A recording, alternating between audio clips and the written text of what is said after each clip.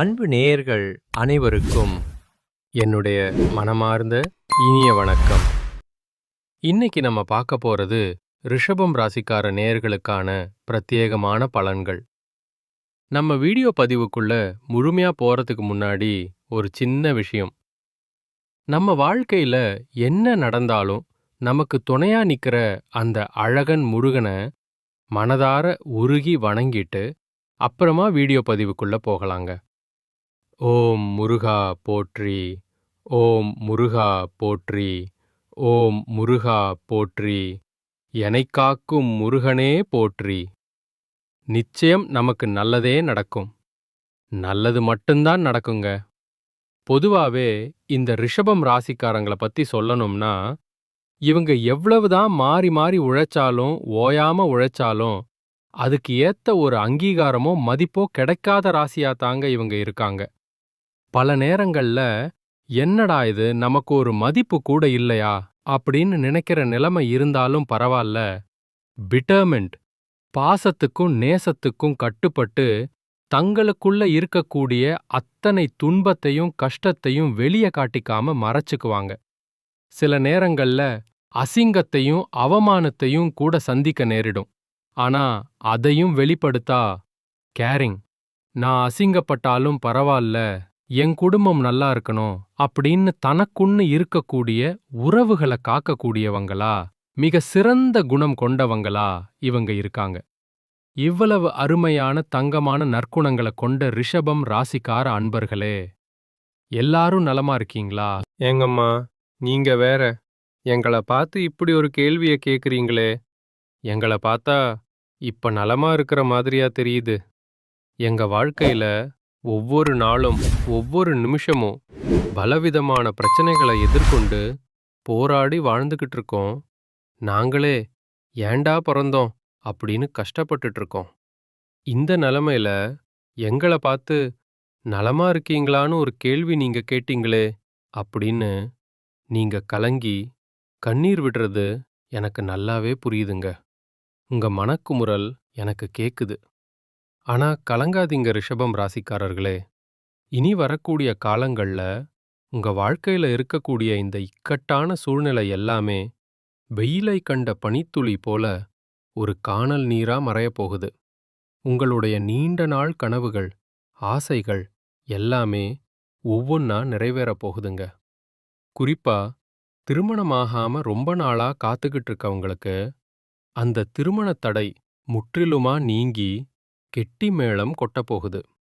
அதே போல வீட்ல ஒரு மழலை சத்தம் கேட்காதா அப்படின்னு ஏங்கிட்டு இருந்த குழந்தை பாக்கியம் இல்லாதவர்களுக்கு அழகான குழந்தை பாக்கியம் கிடைக்கப் போகுதுங்க. அது மட்டும் இல்லாம இது நாள் வரைக்கும் உங்களை வேண்டாம் அப்படின்னு சொல்லி உதறி தள்ளிட்டு போன சொந்த பந்தங்கள் இருக்காங்க இல்லையா, அவங்க எல்லோருமே இனி வரக்கூடிய காலங்கள்ல உங்க அருமை பெருமைகளை புரிஞ்சுக்கிட்டு உங்களை தேடி உங்க வீடு தேடி வரப்போறாங்க.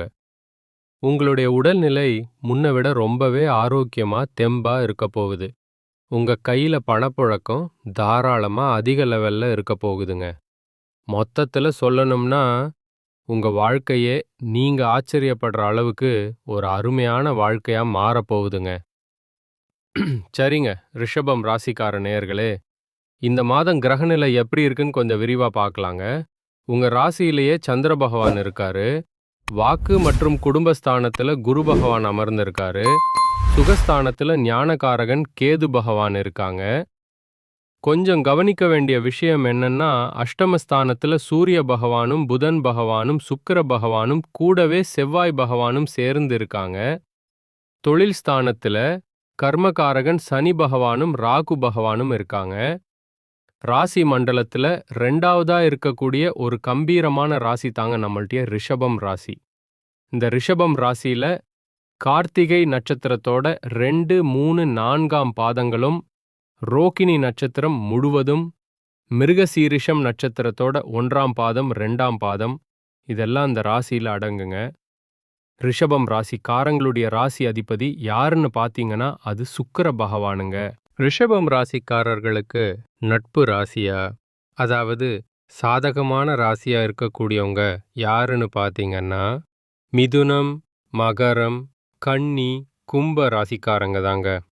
ரிஷபம் ராசிக்காரங்க எப்படின்னா, குறி தவறாத, குறி விலகாத அம்பு போல தங்களுடைய குறிக்கோள் தவறாம லட்சியத்தோட வாழக்கூடியவங்களா இருக்காங்க. இவங்கள பொறுத்த வரைக்கும் இந்த சமுதாயத்துல ஒரு மாற்றத்தை கொண்டு வரணும் அப்படிங்கறதுக்காக இரவு பகல் உறங்காம கண் முழிச்சு இவங்க உழைச்சுக்கிட்டே இருப்பாங்க. உழைப்புக்கு அஞ்சாதவங்க நீங்க. நான் உறுதியா சொல்றேங்க, இனி வரக்கூடிய காலங்கள்ல ரிஷபம் ராசிக்காரங்களுடைய வாழ்க்கையில கவலை, கண்ணீர் அதுக்கெல்லாம் ஒரு துளி கூட இடம் கிடையாதுங்க. நீங்க எந்த அளவுக்கு கடினமா உழைக்கிறீங்களோ, அந்த அளவுக்கு பல மடங்கு உங்களுக்கு தொழில்ல லாபம் கிடைக்குங்க. இப்போ கிரக நிலைகள் மாறுவதால ரிஷபம் ராசிக்காரர்களுக்கு என்னென்ன நன்மைகள் நடக்கப் போகுது, அதை எப்படி நமக்கு சாதகமா ஒரு பெரிய லாபமா மாத்துறது அப்படிங்கிறத பத்தி தாங்க நம்ம இன்னைக்கு இந்த வீடியோ பதிவுல ரொம்ப தெளிவா விரிவா பார்த்து தெரிஞ்சுக்க போறோம். ரிஷபம் ராசிக்காரங்க எப்பவுமே எதையும் ஒரு சிரித்த முகத்தோட அணுகும் தந்திரசாலிகளா இருக்காங்க. அவங்களுக்கு மத்தவங்கள நோட்டிக்க தெரியாதுங்க. மனசுல ஒண்ணு வச்சுக்கிட்டு வெளிய ஒண்ணு பேச தெரியாது. தொழில் ஸ்தானம்னு சொல்லக்கூடிய 11வது வீட்டுல சனி பகவான் நிரந்தரமாக குடியேறதுனால தொழில்ல பெரிய லாபம் உண்டாகும். உங்க மேல இருந்த கெட்ட பெயர்கள், அவச்சொற்கள் எல்லாம் இப்போ கிரகங்களை பார்த்தா குரு பகவான் வக்ரகதியில இருக்கிறதுனால மார்ச் மாதத்துல வக்ர நிவர்த்தி ஆகும்போது ரிஷபம் ராசிக்கு 2வது வீட்டுல குரு இருக்கிறதுனால சுபகாரிய பேச்சுவார்த்தைகள் எல்லாமே வெற்றி வரும்.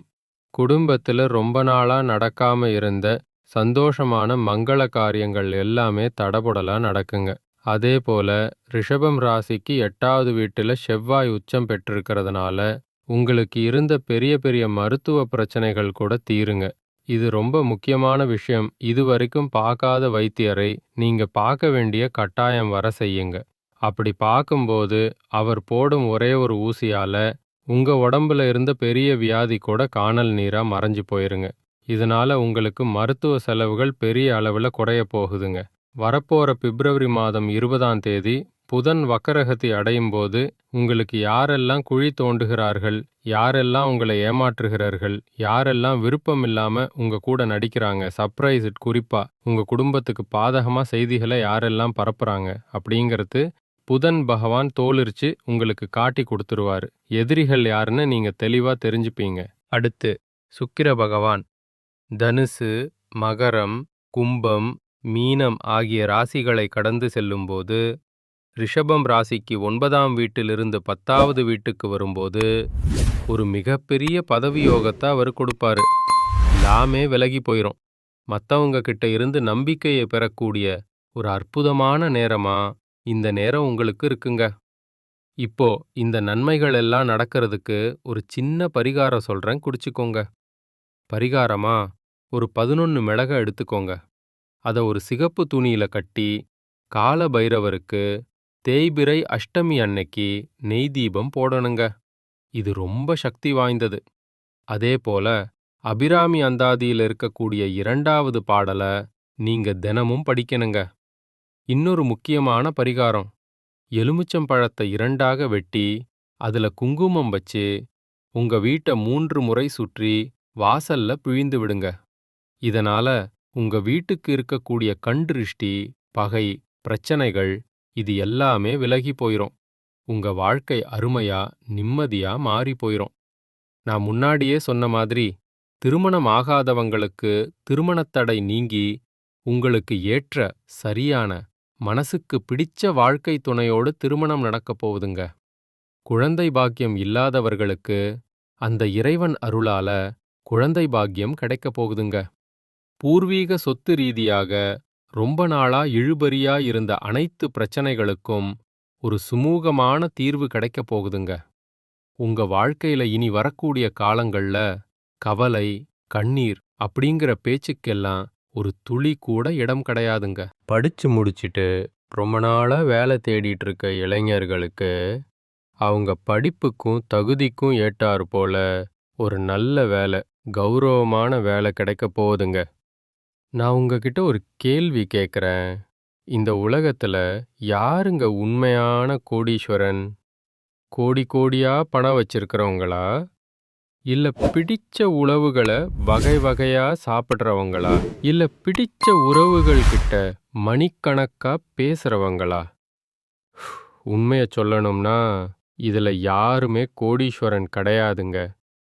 யார் ஒருத்தவங்க நோய் நொடி இல்லாம, மனக்கவலை இல்லாம, ராத்திரி படுத்தா நிம்மதியா தூங்குறாங்களோ, அவங்க தாங்க இந்த உலகத்திலேயே சிறந்த கோடீஸ்வரன். அப்பேற்பட்ட கோடீஸ்வரன் ஆகக்கூடிய யோகம், பாக்கியம் உங்களுக்கு இந்த மாதம் அமைஞ்சிருக்குதுங்க. உங்க வாழ்க்கையில இனி வரக்கூடிய காலங்கள்ல கவலை, கண்ணீர் அப்படிங்கிற வார்த்தைக்கே இடம் கிடையாது. இது நாள் வரைக்கும் உங்களுடைய மனசில் இருந்த பேரமான மனக்கவலைகள் எல்லாம் இனி வரக்கூடிய காலங்கள்ல காட்டில் கரைஞ்ச கற்பூரம் போல காணாம போகுதுங்க. நீங்க ஒரு சந்தோஷமான, ஆரோக்கியமான வாழ்க்கைய இனி வரக்கூடிய காலங்கள்ல வாழப் போறீங்க. உங்க வாழ்க்கையில சந்தோஷம் எப்பவுமே நிலைச்சிருக்க போகுதுங்க. குறிப்பா உங்க வாழ்க்கையில இந்த மாதம் ரொம்பவே அருமையா இருக்க போகுதுங்க. உங்களோட நீண்ட நாள் ஆசைகள், கனவுகள் எல்லாமே ஒவ்வொன்னா நிறைவேற்ற போகுதுங்க. உங்களோட மனசுல ஒரு பெரிய தெளிவு அதிகரிக்க போகுது. புதுசா ஒரு நம்பிக்கை பிறக்க போகுது.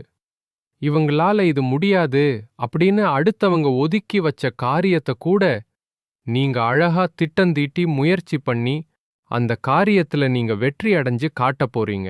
பழைய கவலைகள் எல்லாமே மெதுவாக குறைய போகுது. குடும்பத்துல ஒரு ஒற்றுமை ஏற்பட போகுது. இது நாள் வரைக்கும் இருந்த சண்டை சச்சரவுகள், கூச்சல் குழப்பம் எல்லாமே விலகப் போகுது. மனசுல ஒரு பெரிய நிம்மதி ஏற்பட போகுது. உடல்நிலை ரொம்பவே ஆரோக்கியமா இருக்க போகுதுங்க. நல்ல செய்திகள், சுப செய்திகள் உங்களை தேடி வரப்போகுது. பாதியிலேயே தடைப்பட்ட வேலைகள் எல்லாம் இப்ப விறுவிறுன்னு நடக்க போகுதுங்க.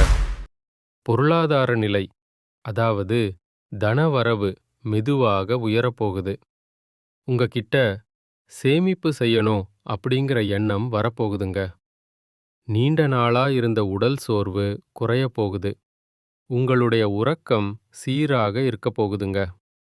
நல்ல மனிதர்களுடைய நட்பு, நல்லவர்களுடைய சகவாசம் உங்களை தேடி வரப்போகுது.